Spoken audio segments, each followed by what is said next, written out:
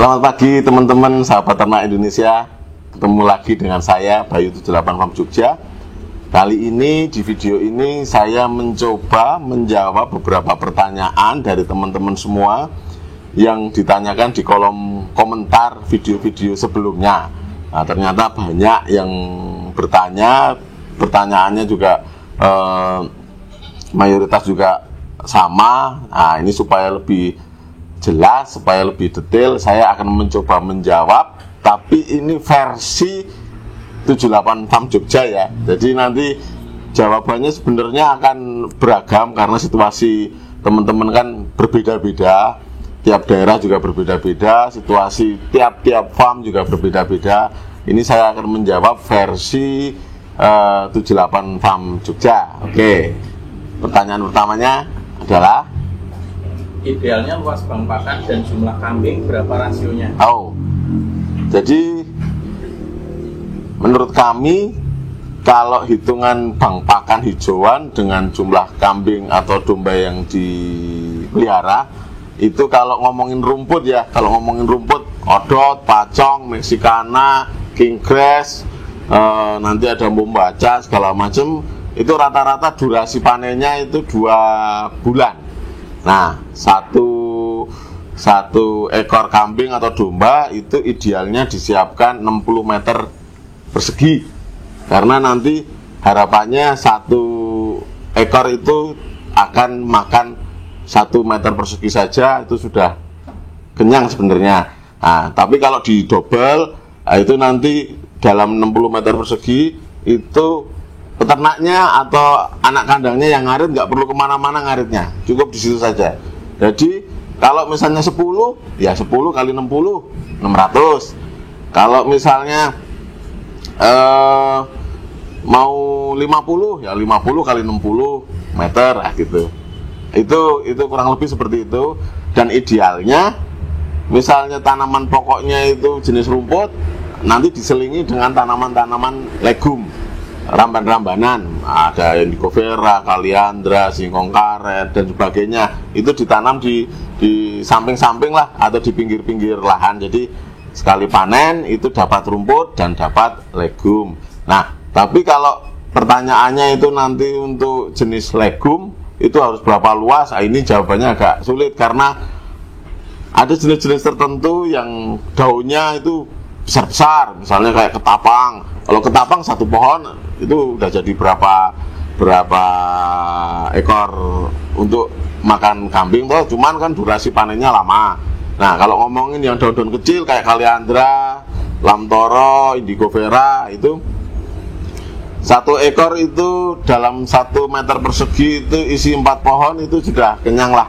Untuk ini ya, untuk asupan nutrisinya sudah dapat lah.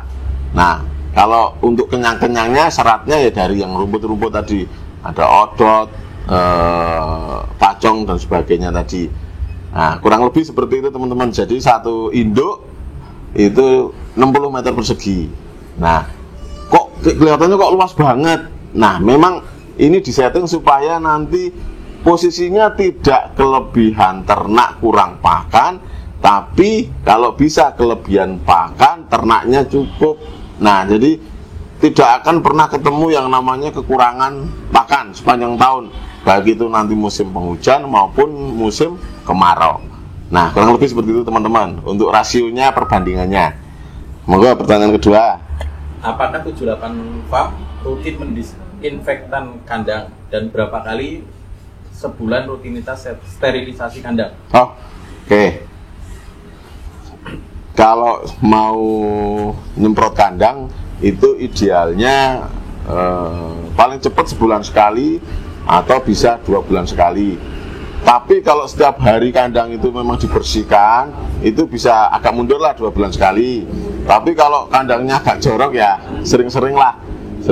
Nah, nanti pakai disinfektannya monggo, pakai yang memang di toko peternakan juga banyak, atau nanti minta bantuan ke dinas juga ada. Kalau nyebut merek apa ya saya biasanya, ini mohon maaf loh, ini cuma versi kami ya, kita pakainya Baiklin untuk cuci baju itu satu botol perbandingannya 10 liter.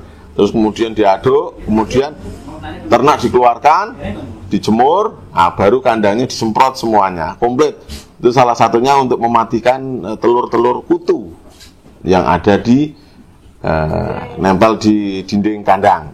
Nah, nanti jangan nyemprotnya pas ternak ada di dalam ya, nanti bisa mabuk. Jadi ternaknya keluar dulu baru disemprot. Jadi ternaknya nanti dimandikan di anti kutu, nah, kandangnya juga disemprot. Kurang lebih seperti itu. Pemasarannya Mas, untuk pemasaran dari 78 farm sendiri dijual sendiri ke pasar atau melalui Blante? Nah, kami hampir 100% ya, itu jualannya versi online. Versi online itu ya kebanyakan kita memang lewat medsos ya, Facebook, Instagram, ada YouTube, ada blog segala macam. Nah, itu benar-benar kita manfaatkan untuk kita marketing, untuk branding lah, untuk nge-branding brand farm, untuk marketingin nanti mau jualan apa gitu. Nah, saya sudah hampir 4 tahun lebih nggak masuk ke pasar hewan. Nah, Blante pun juga ada yang sering ngambil di sini untuk jenis-jenis tertentu gitu. Nah, karena kan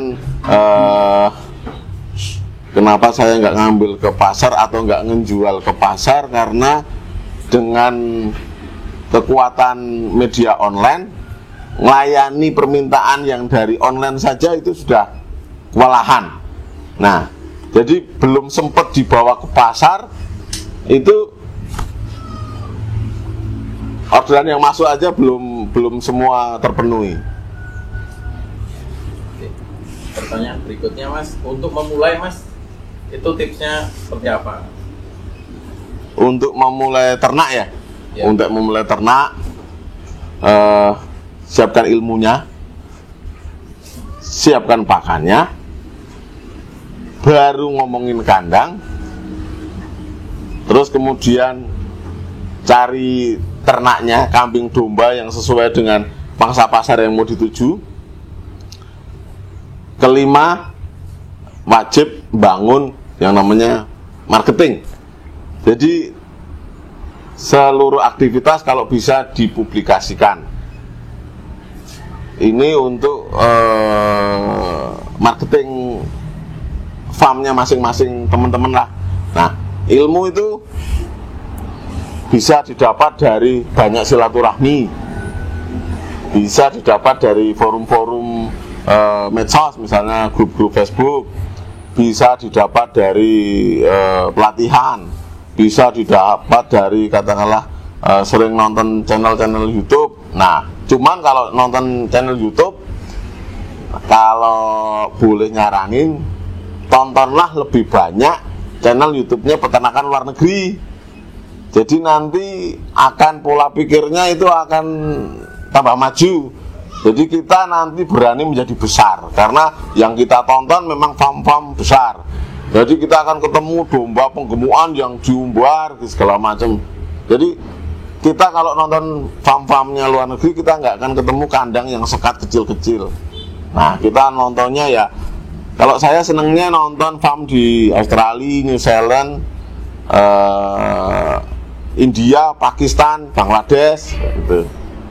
Itu Inggris gitu, itu sering saya nontonnya sering di situ. Nah, terus ilmu itu pokoknya yang utama.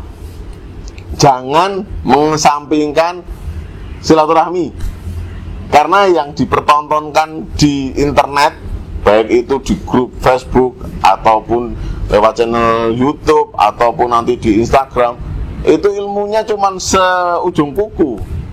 Ilmu banyaknya itu ketika silaturahmi, ngobrol akan tahu. Nah, akan tahu kan nanti silaturahminya nggak cuma ke satu farm, tapi banyak farm. Ketika ke banyak farm, nanti tinggal disaring. Oh, farm yang ini menerapkan seperti ini, farm yang ini seperti ini. Silahkan disaring. kemudian diambil sari-sari positifnya, diterapkan di farmnya teman-teman sekalian, disesuaikan dengan plus minus kondisi di farm masing-masing. Jadi belum tentu misalnya 78 farm juga menerapkan seperti ini belum tentu cocok dengan teman-teman.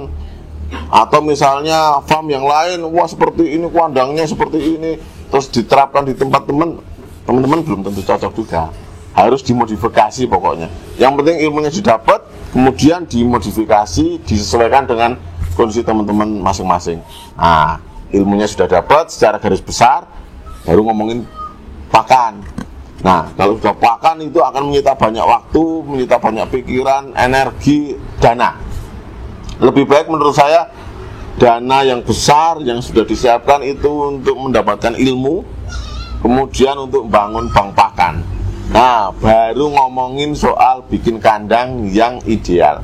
Kandang yang ideal itu nanti teman-teman mau bikin kandang untuk show atau kandang khusus hanya untuk produksi. Nah, kalau kandang untuk produksi kan yang penting ternaknya nyaman, kandangnya kokoh, gitu aja udah cukup.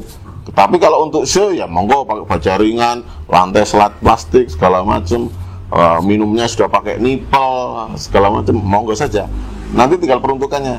Yang jelas jangan sampai dana besar di awal itu habis hanya untuk bikin kandang. Karena kandang itu judulnya penyusutan.